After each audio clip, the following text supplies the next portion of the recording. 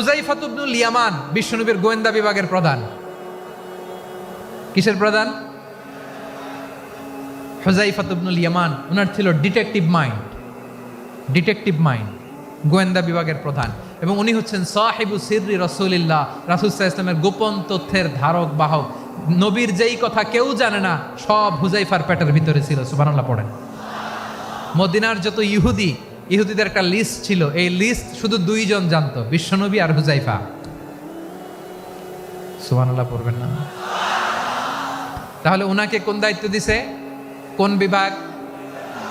যশোর, আওয়াজ করো, কোন বিভাগ? গোয়েন্দা বিভাগের হেড ছিল।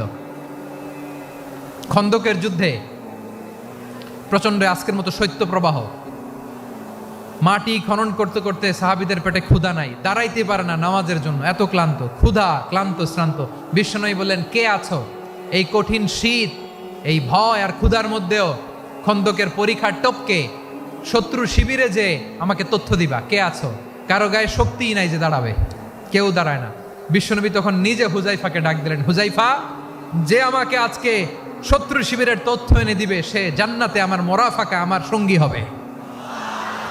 হুযায়ফা রাদিয়াল্লাহু ইবনুল ইয়ামান জীবনের ঝুঁকি নিয়ে এই ক্ষুধা, শৈত্য প্রবাহ, কোল্ড ওয়েভসকে উপেক্ষা করে পরীক্ষা টপকে শত্রু শিবিরে যে সবার কথাগুলো চুপে চুপে শুনে বিশ্বনবীর দরবারে এসে গোয়েন্দাদের মতো তথ্য সরবরাহ করেছে।